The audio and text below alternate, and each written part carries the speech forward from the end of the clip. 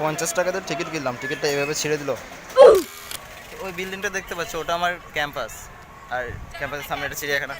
প্রচণ্ড রোদ, সূর্য মামা এই সময় হামা দিলে মরেই যাবো। এখন কেমন লাগছে ভাই? শ্রেয়া কেমন লাগছে? বুঝি খেতে পারবি তো? আমরা আছি, চাল দিস না, ঠিক আছে?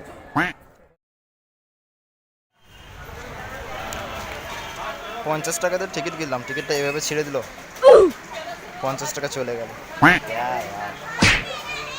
গাইস, আমি এখন চিড়িয়াখানায়। এটা আমার সেকেন্ড টাইম এসলাম। যখন আমি ফার্স্ট ইয়ারে ছিলাম তখন। তো এখন আমি ক্লাস করে এই ঢুকলাম এইমাত্র চিড়িয়াখানায়। ওই বিল্ডিংটা দেখতে পাচ্ছ, ওটা আমার ক্যাম্পাস, আর ক্যাম্পাসের সামনে একটা চিড়িয়াখানা। 2 বছর ধরে ক্লাসে আসছি, বাট একদিনও ঢোকার সুযোগ পাইনি। আজ ঢুকে বললাম চিড়িয়াখানায়।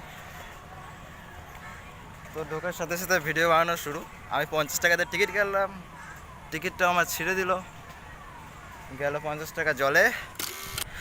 প্রচণ্ড রোদ, সূর্য মামা এই সময় হামা দিলে মরেই যাব। সূর্য মামা রেগে আছে, সেই রোদ দিচ্ছে, আমি জ্বলে পুড়ে যাচ্ছে, এত রাগ। অ্যাকচুয়ালি সূর্য জ্বলছে, তার সাথে সাথে আমাদেরকেও জ্বালাচ্ছে।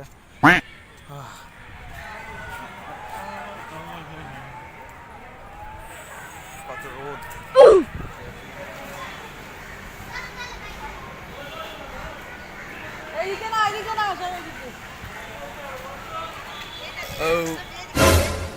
চিকেন বিরিয়ানি 250, 5% জিএসটি বললো।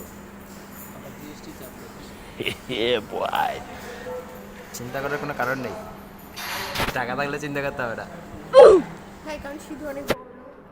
আমার কাছে একদিন অনেক টাকা আসবে, অনেক ইনকাম করতে হবে। এখন কেমন লাগছে ভাই? শ্রেয়া কেমন লাগছে? বুঝি খেতে পারবি তো? আমরা আছি, চাল দিস না, ঠিক আছে? Hey guys, বিরিয়ানি খাচ্ছি। Let's do this. High high high, হ্যাঁ, খাচ্ছি তো।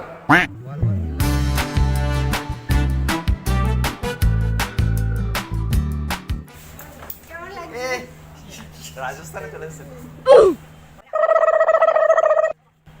এক পাক দিয়ে আছে নাকি?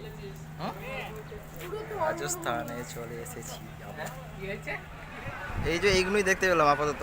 আর সবাই দুপুরবেলা তো ঘুমোচ্ছে, সব পশু পাখি প্রাণীরা।